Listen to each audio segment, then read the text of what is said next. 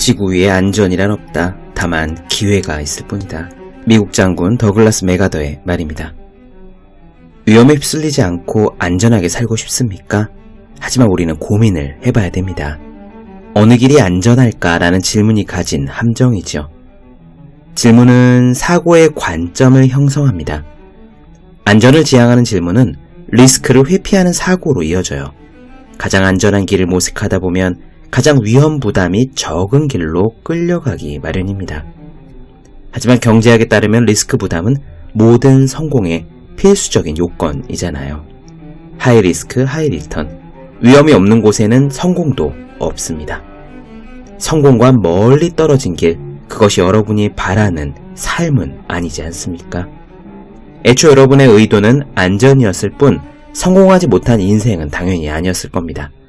그래서 질문을 바꿔야 합니다. 질문의 초점이 사고를 형성하죠. 안전한 길을 묻지 말고 성공을 지향해야 합니다. 성공하면 곤란을 겪지 않고 걱정 없이 살 수 있는 가능성이 높아집니다. 안전은 그렇게 얻는 거예요. 책상에 올려두기만 해도 공부하고 싶어지는 365 혼공 캘린더. 어느 길이 안전할까라는 질문에 깃든 함정, 의한 대목으로 시작합니다.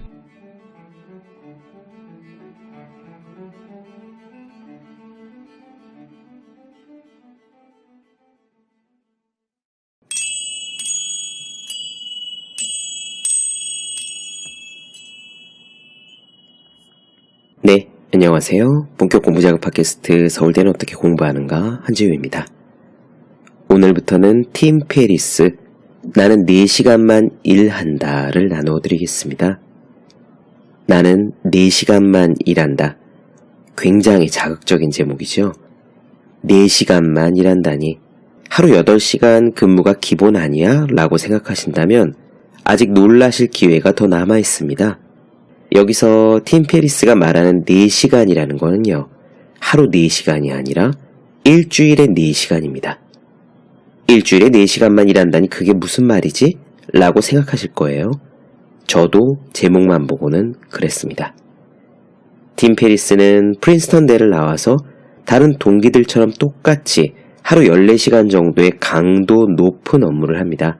직장인으로서요. 그러다가 어느 날 해고를 당해요. 더 이상은 돈 때문에 쪼들리지 않고 살겠다는 생각으로 자기 사업을 차려서 한 달에 4만 달러, 그러니까 4천만 원이 넘는 수입을 올려요. 그것만으로도 훌륭하죠. 하지만 그는 여전히 직장인일 때와 마찬가지로 하루 열몇 시간씩 쉬지 않고 일하고 있었습니다. 이 역시 팀 페리스가 바라는 삶은 아니었다고 해요. 그래서 더 이상 일만 죽어라 하는 시간으로 돌아가지도, 또 해고를 당해서 경제적으로 궁핍한 생활로 돌아가기도 싫다고 생각한 팀 페리스는 자신이 목표한 라이프 스타일을 구축하기 위해서 전략을 짭니다. 일하는 시간은 굉장히 적게 갖고요. 돈은 걱정 없이 벌면서 남는 시간에는 자기가 하고 싶은 일, 뒤쪽에서 읽다 보니까 그가 하고 싶은 일은 외국어 공부와 격투기라고 하더군요. 그것을 하는데 시간을 보내며 살 수 있도록 사업 전략을 짠 거예요. 그래서 무려 일주일에 딱 4시간만 일하고도 한 달에 같은 4만 달러의 수익을 내는 사업체의 시스템을 유지하게 이릅니다. 그 비결을 상세하게 밝혀놓은 책이 바로 이 나는 4시간만 일한다예요. 요지를 들으니 호기심이 막 생기시죠? 저도 그랬습니다. 그래서 읽었고 이렇게 나누어드리기 위해서 가져왔어요. 그런데 시작하기 전에 몇 가지 말씀드리고 싶은 것들이 있습니다.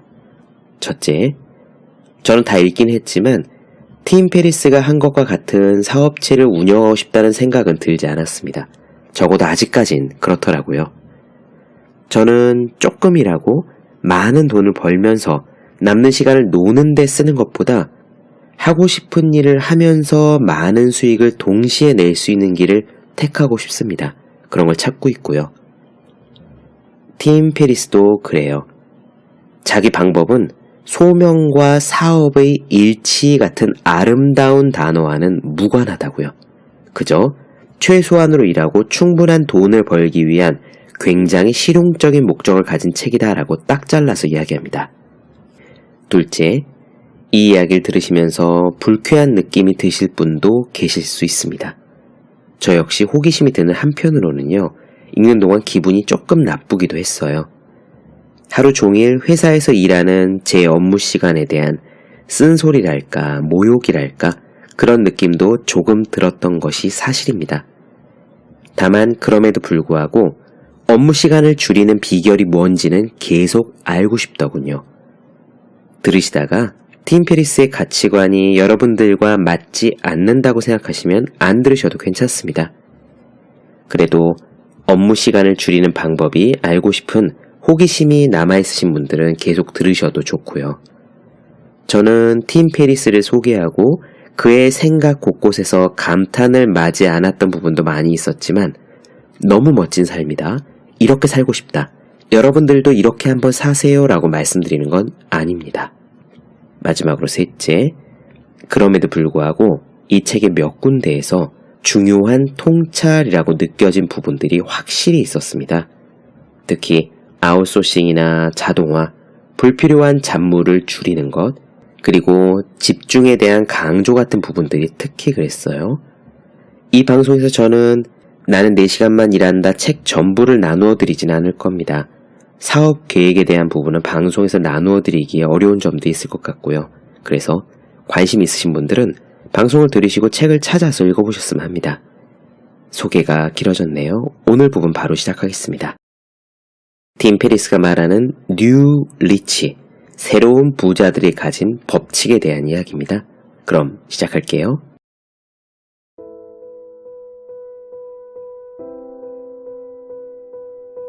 나는 비행기를 임대해서 안데스 산맥을 넘고 끝내주는 스키장에서 최고급 포도주를 마시며 개인 빌라 안에 바다와 연결된 수영장 가에서 한가로이 빈둥거리면서 왕처럼 살아왔다.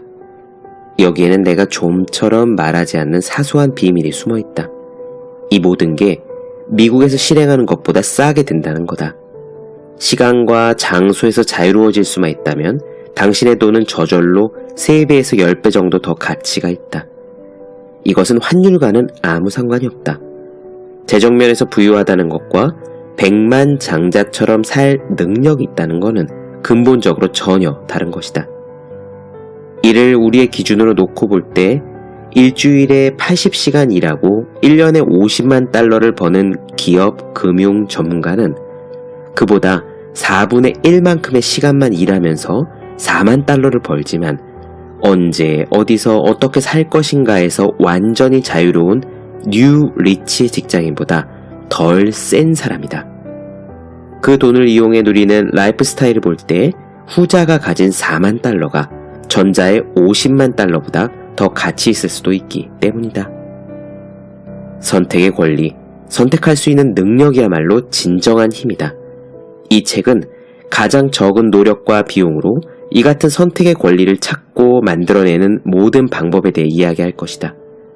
역설적으로 들릴지도 모르겠지만 당신은 지금 하는 일의 반만 하고도 더 많은 돈을 벌 수도 있다. 먼저 누가 뉴 리치인가에 대해서 이야기를 해보자. 3가지 종류의 사람들을 들 수 있겠다. 첫째, 10분의 1의 시간만 쓰고 지금까지 해온 것의 90%의 결과를 이루기 위해서 자신의 일정을 재조정하고 원격 근무 계약을 교섭해내는 직장인. 둘째, 수익성 없는 고객이나 프로젝트는 과감하게 버리고 모든 공정을 완전히 아웃소싱으로 돌린 후에 희귀한 문서를 수집하기 위해 세계를 돌아다니는 사업가. 셋째, 틈새 시장에서 한 달에 5,000달러의 수입이 가능한 온라인 비디오 대여 서비스를 벌이면서 거기서 번 돈으로 동물 권리 보호 운동 로비스트로 풀타임을 일하는 학생. 이런 류의 사람들을 뉴 리치라고 부를 수 있다. 선택의 길은 끝이 없다. 하지만 각각의 노선은 모두 첫 단계에서 시작한다. 그것은 바로 사실이라고 일반적으로 생각하는 것들을 모두 바꾸는 거다. 최초의 퓰리처상 수상자인 허버트 바야드 스워프는 이렇게 말했다. 나는 당신에게 성공을 위한 확실한 공식은 알려줄 수 없다. 하지만 실패를 위한 공식은 말할 수 있다. 그거는 언제나 모든 사람을 기쁘게 하려고 노력하는 것이다. 일본에서 모나코에 이르기까지, 세계를 여행하는 싱글맘에서부터 억만장자 카레이서에 이르기까지 성공적인 뉴 리치들의 기본 규칙은 놀라울 정도로 비슷하다. 그리고 예상할 수 있듯이 세상의 나머지 사람들이 하는 행동과는 다르다. 다음의 규칙들은 여러분들이 이 책을 읽는 내내 마음속에 새겨두어야 할 본질적인 차이점들이다. 첫째, 흥미와 에너지는 주기적으로 온다. 만약 하루 24시간씩 15년 동안 일하고 100억 원을 주겠다고 제안한다면 당신은 그렇게 하겠는가? 물론 안 할 것이다. 아니, 할 수 없을 것이다. 30살밖에 안 된 내 친구들이 삶에 찌든 중년처럼 보이는 이유가 달리 어디에 있겠는가? 커피를 3배 이상 마시고 엄청난 작업량을 소화해서 조기 노화를 부채질하고. 그런 식의 삶은 안 된다. 살아남기 위해서 활동과 휴식을 적절히 하는 건 필수다. 능력과 흥미와 지구력은 모두 늘어났다 줄어들었다 하기 마련이다. 그러므로 그에 맞춰서 계획을 짜야 한다. 뉴 리치는 인생 전체에 걸쳐서 미니 은퇴를 고르게 배분하는 것을 목표로 한다. 당신이 가장 효과적일 때만 일해야 삶은 더 생산적이고 즐겁다. 이것이야말로 꿩 먹고 알 먹는 일석이조다. 개인적으로 나는 현재 2달간의 업무 프로젝트마다 1개월씩 해외에서 거주하거나 탱고나 격투기 같은 고강도의 수업을 받는 것을 목표로 하고 있다. 둘째, 덜 한다라는 단어는 게으름을 뜻하는 말이 아니다. 의미 없는 일을 덜 함으로써 당신이 개인적으로 훨씬 더 중요한 일에 집중할 수 있다면 일을 덜 하는 것은 게으름이 아니다. 이렇게 말하면 대부분의 사람들은 받아들이기 힘들어한다. 자신의 활동 결과를 평가하는 사람은, 또 평가할 수 있는 능력이 있는 사람은 사실 드물다. 그래서 시간적인 기여를 통해서 평가를 하려고 든다. 더 많은 시간을 일한다는 건 자긍심을 갖게 하고 윗사람이나 주위 사람들로부터 입지를 더욱 강화한다는 것과 같은 의미다. 하지만 뉴 리치는 사무실에서 보내는 시간이 적음에도 그의 동료들 여러 명이 한 일을 합한 것보다 더 중요한 성과를 낸다. 바쁜 것보다 생산적인 것에 초점을 맞춰야 한다. 셋째, 적당한 타이밍이란 없다. 언젠가 나는 어머니에게 물은 적이 있다. 첫 아이인 나를 언제 가질지 어떻게 결심했느냐고 말이다. 대답은 간단했다. 그거는 우리가 원하는 것이었단다. 미룰 이유가 없다고 생각했지. 아기를 가질 적당한 타이밍이란 없단다. 그렇다. 바로 그렇다. 가장 중요한 모든 일에서 타이밍이란 놈은 항상 제멋대로다. 직장을 그만둘 최적의 시기를 기다린다고? 별들은 절대로 일직선으로 정렬하지 않는 법이며 인생의 모든 신호등이 동시에 다 파란불일 수는 없다. 꼭 들어맞는 상황은 절대로 없다. 언젠가라는 말은 당신이 꿈만 꾸다가 생을 마감하게 만들 병이다. 창반 양론 리스트를 만들어서 문제를 해결하려는 것 또한 나쁘기는 마찬가지다. 당신에게 어떤 일이 중요하고 결국에는 그 일을 원한다면 지금 바로 시작하라. 단중간에 방향은 계속 수정해야 할 것이다. 넷째, 허락이 아닌 용서를 구하라. 어떤 것이 당신 주변 사람들을 망쳐버릴 일만 아니라면 일단 시도를 하고 나중에 해명하라. 부모든 배우자든 상사든 간에 사람들은 실제로 그 일이 일어난 후에는 받아들일 수 있는 것도 일어나기 전에는 거절하려는 경향이 있다. 손해를 볼 가능성이 그다지 크지 않고 어떻게든 되돌릴 수가 있다면 사람들이 안 된다라고 말할 기회를 주지 말아라.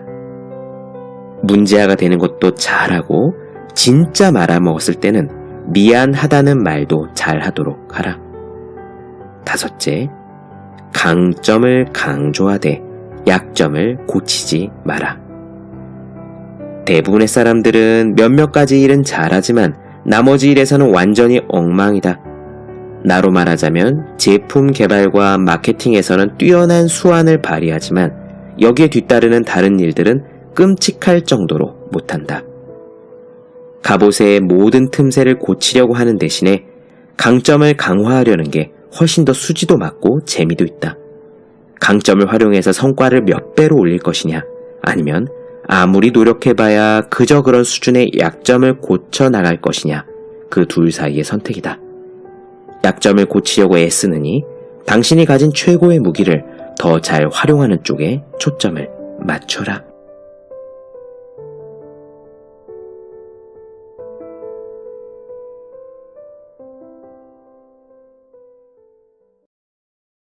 네, 본격 공부작업 팟캐스트 서울대는 어떻게 공부하는가, 팀 페리스, 나는 4시간만 일한다 나눠드렸습니다.